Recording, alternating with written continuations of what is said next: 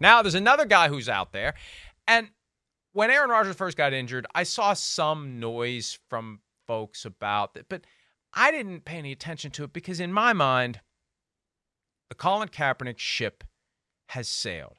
At some point, the collusion against Colin Kaepernick, the blackballing by the NFL of Colin Kaepernick lasted long enough.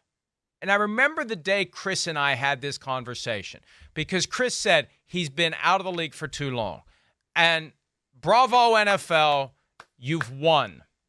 You managed to keep him out through your wrongdoing, I believe, through your collective wrongdoing, not the league office on this one. This is the teams. And I think there was some collusion that flowed through the league office based on how different opinions from different segments of the fan base were being regarded. The 30% that was very pro-national anthem and standing for the anthem and not wanting to understand why anyone would want to protest. And if you don't like it here, move to another country, and anti-Colin Kaepernick. The NFL paid very close attention to those loud 30%, and the NFL completely ignored the other 30% that was very strongly in Colin Kaepernick's camp. They chose to regard that opinion more seriously, and that influences all the teams to stay away from the guy. So they won. After 4 or 5 years, it's over. You have kept him out of the league for so long that the number one argument is he's been out of the league for too long. So in my mind, Myles, it's a non-starter. They're not going to offer him a job. Even if he would accept it, they're not going to offer. So that brings us to yesterday. Last night specifically, here I am, minding my own business, trying to enjoy dinner with my family, and I start getting texts from people on the PFT chain. I think it was Shireen that sent it, and I'm just being sarcastic. And I looked at what was leaked to social media by J. Cole. I now know who J. Cole is, so that's the one new thing I learned. You did not know who J. Cole was. Yesterday. That was funny. I did text my friends that you said, who's J. Cole? That entertained me. So a letter was sent last Thursday, September 21, to the Jets by Colin Kaepernick. And when I read it last night, my first thought was, this might be fake. This might not be real. And the thing that made me think that it might be fake is at one point in the letter, he requests the opportunity to come in and lead the practice squad. I would do this with the sole mission of getting your defense ready each week. That portion of the letter reflects a complete and total misunderstanding of how football works at the NFL level. No one leads the practice squad to help get the defense ready. That's the guy who runs the scout team. So clearly Colin Kaepernick didn't write this letter. And I don't know how closely he read the letter, because anybody that's been connected to the NFL in any way, shape, or form knows that you don't lead the practice squad in an effort to get the defense ready. They pick one of the backup quarterbacks every week, depending upon the characteristics of the team they're facing, and they assign that player the obligation of being the scout team quarterback. If we're going against a pocket passer and we've got somebody who has pocket passer capabilities, he leads the scout team that week. If it's a more mobile quarterback and we've got a guy who can do that, sometimes they'll get a receiver. They'll get somebody else to simulate the quarterback of the other team. So you don't come in as the week-to-week leader of the practice squad to get the defense ready. It just shows whoever wrote this doesn't get it. So that's why I thought it was fake. But you know what? It's real. And I'm sorry. And look, I say this as one of the staunchest critics of the NFL for what they did to Colin Kaepernick, because I know what they did, they know what they did, and it was wrong.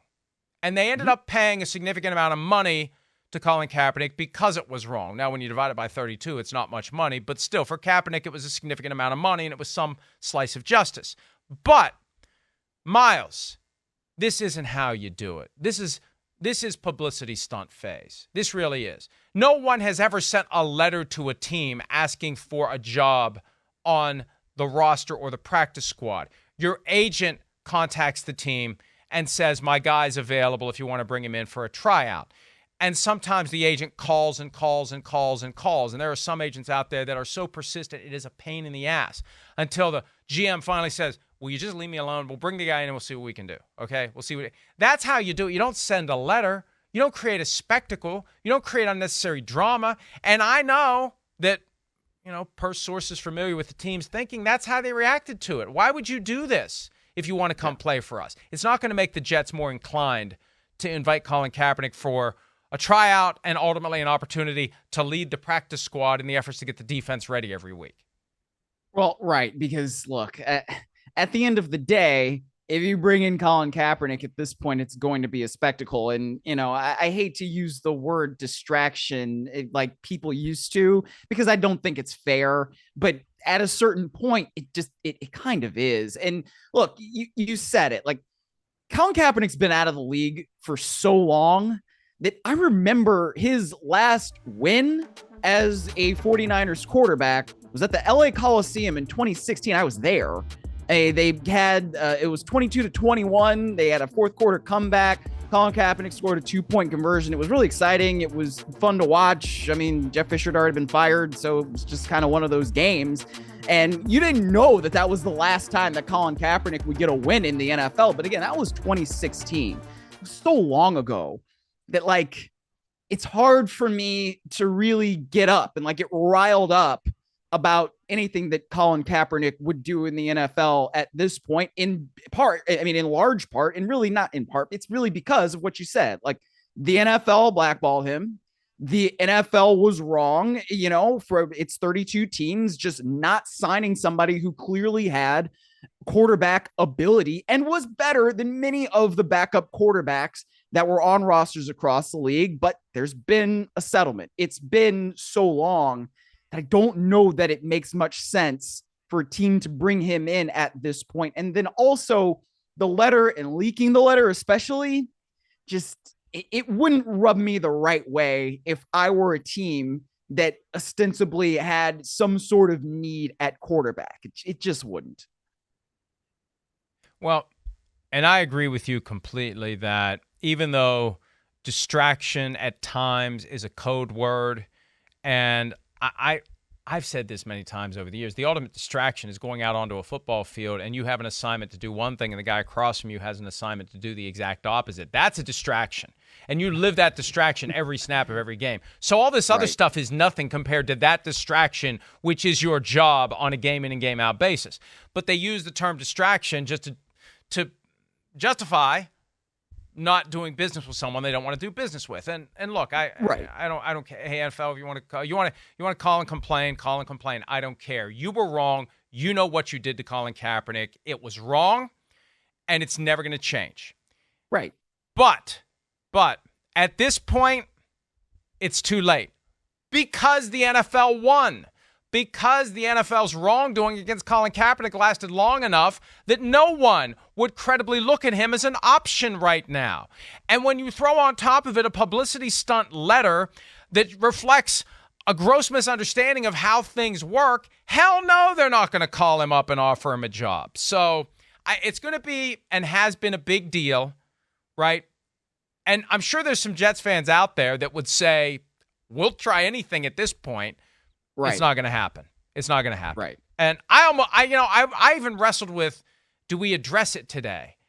And yes, because it's significant. It's newsworthy. It's a team that everyone that follows the Jets wants them to do something at quarterback. And here's a guy saying, hey, here I am.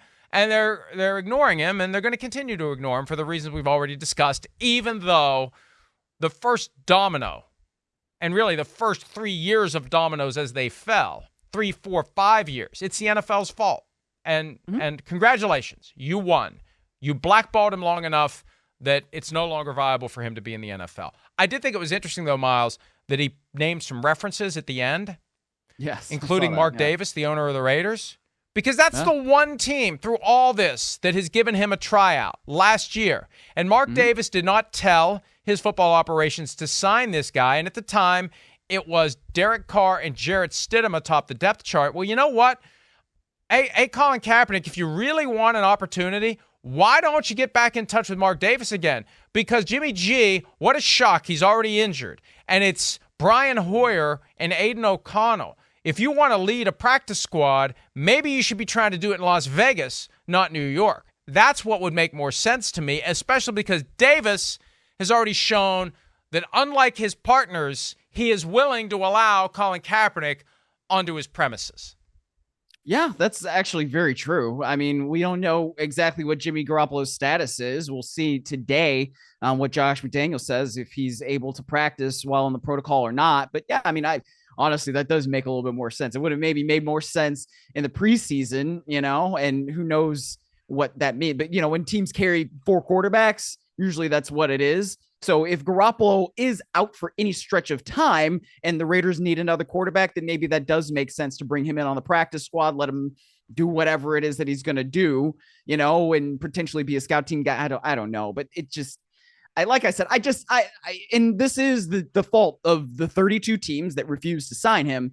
I have a hard time getting riled up about anything Colin Kaepernick at this point because it's been so long. It's just, it's unfortunate. And I don't feel good about it, but it is what it is. I mean, it's the final step in an extended process of being gaslit. You just finally accept it. That's what we've done. We accept it. Yeah. You have done it. You have convinced us that we've lost our minds. You have convinced us that we're crazy. You have convinced us that Colin Kaepernick has no place in the NFL. And we're just at the point where we don't even want to talk about it anymore. You win, NFL. Your plan worked. And I still say that they should be calling the Raiders right now because at least you have an owner there that is willing to work with the guy, even if the head coach and GM aren't.